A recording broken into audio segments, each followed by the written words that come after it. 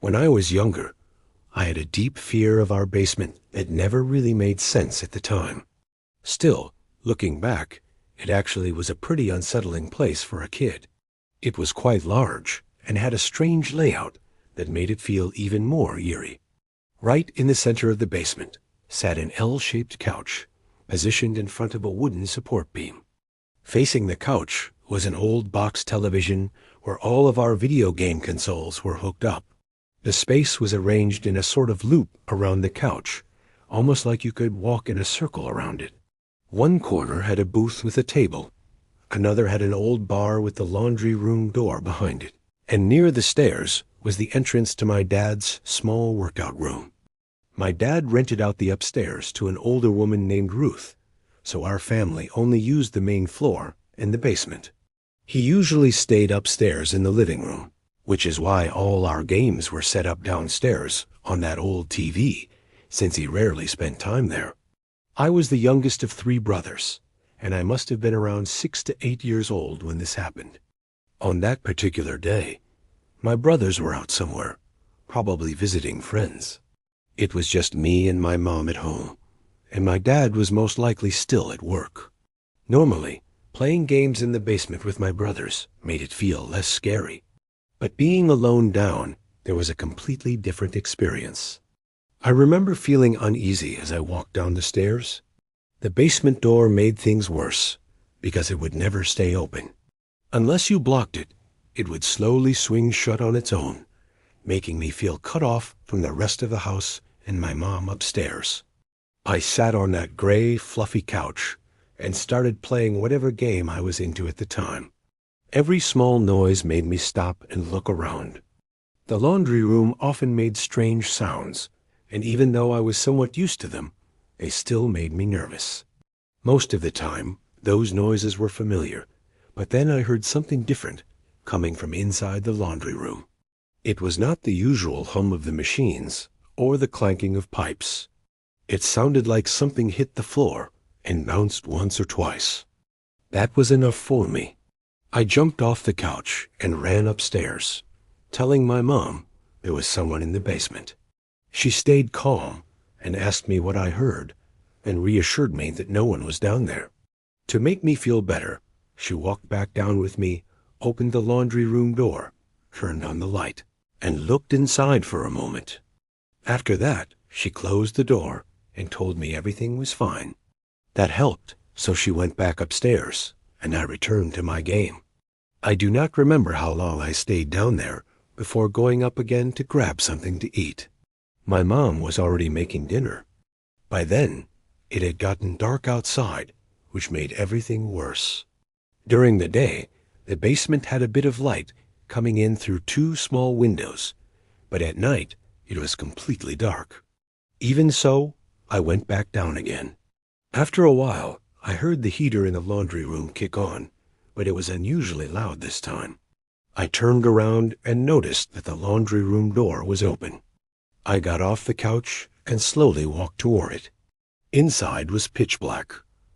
I was too scared to turn on the light.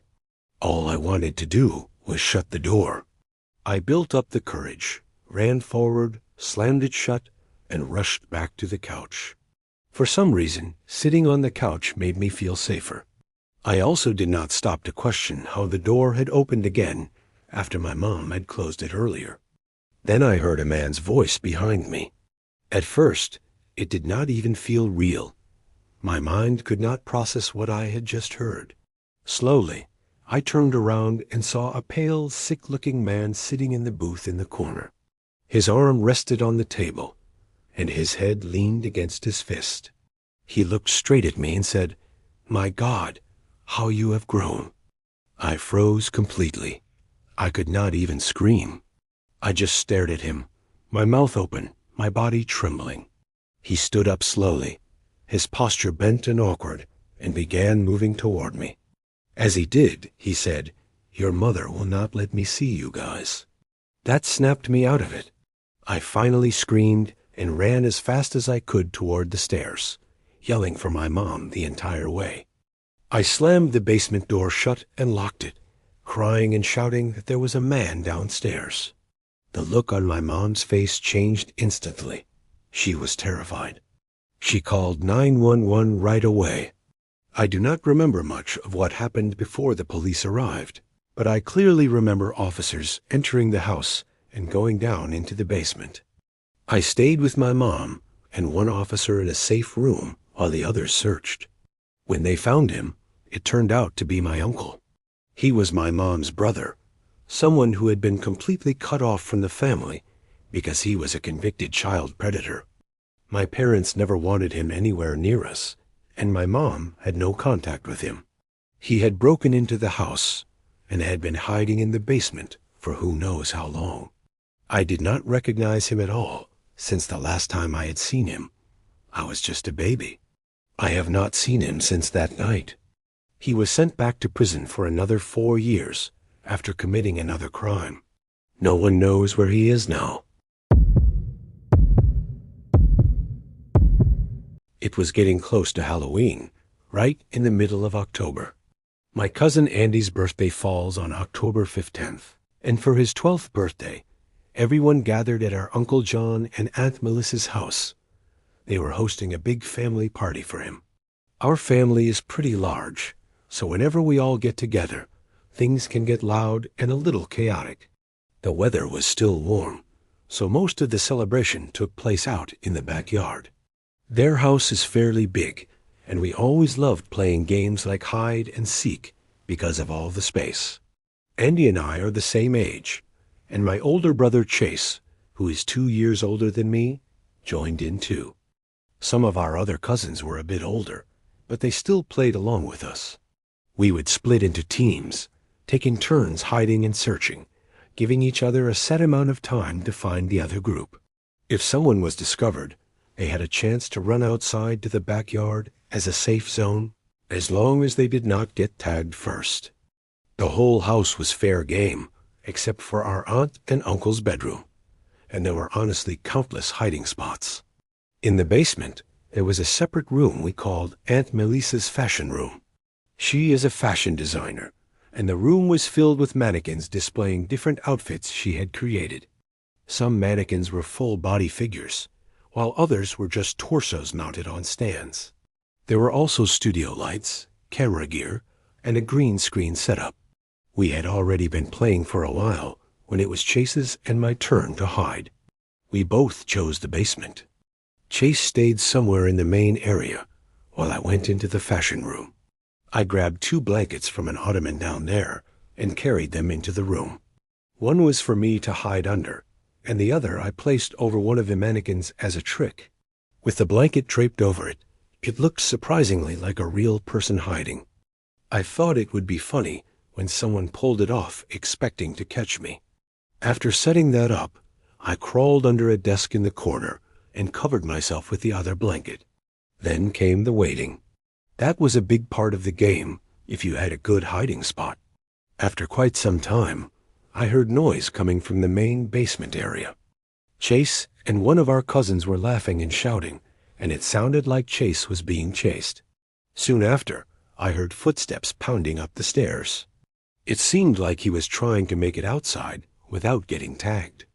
After that, everything went quiet. I stayed there for what felt like over 10 minutes.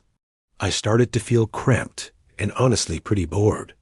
Eventually, Chase came downstairs and called my name, telling me the food was ready outside. The game was over. I was really hungry, so I quickly ran upstairs and out to the backyard where all the food was set up and being served. Later, while talking with Aunt Melissa after eating, I suddenly remembered the 2 blankets I had left in her fashion room. More importantly, one was still covering a mannequin, which she definitely would not appreciate. After using the bathroom, I went back down to the basement and into the fashion room. I turned on the light and immediately noticed that the blanket was no longer on the mannequin. Instead, it was draped over something else. It looked like another mannequin, but this one seemed to be sitting, which confused me because I did not remember any mannequins like that. As I got closer, I noticed movement. Then I heard breathing. There was also a strange smell in the air that had not been there before. That was when it hit me that it was not a mannequin at all, but a person under the blanket? I laughed nervously and asked who it was, expecting one of my cousins. There was no response. A heavy feeling of unease settled in my stomach. I looked down, trying to see their shoes, but instead I saw bare feet. The skin tone was dark, and no one at the party was black. I immediately turned and headed for the door. I rushed upstairs and told my uncle to call the police, because there was someone in the basement. Others heard me, and panic spread quickly. My uncle and a few others ran downstairs, and I followed behind them. When we reached the fashion room, the blanket was lying on the floor, and whoever had been under, it was gone. I kept insisting that someone had been there, describing the bare feet and the smell. Family members searched the entire house, and my uncle called the police, taking what I said seriously. When the police arrived, it turned into a whole situation.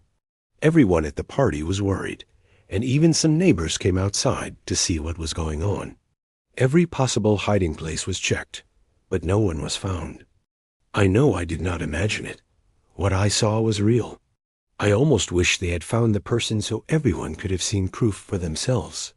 Even though most people believed me, I still wanted confirmation. During parties like that, the doors were often left unlocked since people were constantly coming and going. It would not have been hard for someone from outside to just walk in. Maybe it was a homeless person, which would explain the smell. Still, the whole experience felt unreal, and it has stayed with me ever since. This happened when I was 9 years old, and now I am almost 25. It took place at my great-grandfather's house in Idaho during Christmas break while we were visiting family and spending time together. It was also the first year my mom's boyfriend joined us, since my parents had separated the summer before. My great-grandfather lived in a small town on a reservation with only around 1,000 people. His house was a modest 2-story place surrounded by fields and forest. I remember that property being beautiful, and I still miss it a lot. Anyway, about a day after we arrived, my aunt, uncle, and cousins who lived near us surprised everyone by driving 10 hours to come visit. They had originally said they could not make it because of work, so it made the trip even more exciting. At that time, my cousins and I were very close, so it meant a lot. One evening, my uncle, his wife, and my cousin who lived next door came over to hang out. The adults ended up talking among themselves, so my cousin Sam, who was 9, Evan, who was 12, Kennedy, who was 10, and I decided to go down to the basement to play a game we called the Monster Game. The way we played was simple. Sam and Evan would act as the monsters and hide somewhere in the basement with all the lights turned off. Kennedy and I would then go searching for them. They would make small noises to help us find them, but not enough to make it easy. Once we got close, they would jump out, make scary sounds, and chase us back up the stairs, which we considered the safe spot. Looking back now, it sounds like a silly game, but at the time, it felt both terrifying and exciting. So Sam and Evan went downstairs first to hide, and they told us to wait 2 minutes before coming down. Kennedy and I stayed upstairs, counting the time, and once it passed, we headed down. Kennedy went first, and we started searching like we always did. It was completely dark down there. The only light came from the pellet stove, and a bit of moonlight shining through the window. Even though we knew it was just our cousins, the darkness and silence made everything feel much scarier. After about 5 minutes, Sam and Evan suddenly jumped out, scared us, and chased us upstairs. We laughed it off and decided to play another round. We waited again and headed back down, but this time I went first. As we stepped into the basement, we heard a loud thump like someone hitting the wall, which made me jump. We kept moving, but then I noticed something outside the window. There was a figure standing there. I froze and stretched my arm out to stop Kennedy from walking further. She got a bit annoyed and asked why I stopped. I did not answer right away. I just pointed toward the window. She looked and saw it too. In a quiet voice, she said, "Sam, Evan, stop the game. There is someone outside." To my surprise, Sam answered right away. I thought he would stay quiet to keep the game going, but instead he said we were lying and just scared. I started getting frustrated because they would not take us seriously. I told them again to look at the window above the TV. Then Sam and Evan crawled out from under the ping-pong table and looked. Evan laughed and said it was probably our Uncle Stan outside smoking. But I knew that was not true, because he always smoked on the front porch near the door. I told them that, and Sam replied in an annoyed tone that maybe it was Grandpa checking around the house like he often did. He suggested that if we were so worried, we should go upstairs and check. So I went upstairs, pretending I was just looking for something. When I reached the living room, I saw everyone there. My uncle, my grandfather, and all the adults were sitting together. No one was missing. My stomach dropped instantly. There really was someone outside. I went back downstairs, shaking, and told them that everyone was upstairs. This time, Sam and Evan understood that we were not joking. Their expressions changed from playful to worried. Kennedy started to cry softly, and I told her to stay quiet. We all gathered at the top of the stairs, trying to decide what to do. Sam and Evan suggested some ridiculous ideas, but none of us wanted to involve the adults yet. After waiting there for a few minutes, we went back down. When we got there, the figure outside was gone. We thought maybe the person had left, so we decided to stop playing the game and just play ping pong instead. We turned on the basement lights, and that is when we noticed the window was slightly open. I started wondering if it had been open the whole time, and I looked toward the furniture, and my heart sank. There was a man sitting in one of the chairs. He looked to be in his mid-40s, just staring directly at us. We were so scared that none of us could move. The man slowly smiled in a very unsettling way. Then he began to stand up. That is when I finally shouted for everyone to run. We sprinted up the stairs, slammed the basement door shut, and ran straight into the living room, crying and telling everyone there was a man downstairs. One of my uncles, who was a police officer, grabbed one of my grandfather's guns and went down to check. After a few minutes, he came back and said no one was there. We assumed the man had climbed out through the window and escaped. The adults believed us because there were footprints in the snow outside, leading toward the driveway. Thankfully, nothing had been stolen. Still, we were all terrified and stayed close to our moms for the rest of the night. When it was time to sleep, I was too scared to be alone, so I slept next to my mom. My cousins and I never played that game again after that night. My grandfather was upset because he thought the windows could not be opened from the outside, but he was relieved that none of us were hurt. He passed away in October of 2017, and I miss him deeply. Even now, after all these years, I still feel uneasy going into any basement by myself. I have not been back to that house in a long time, but the memory of that night has stayed with me, and basements still make me nervous to this day.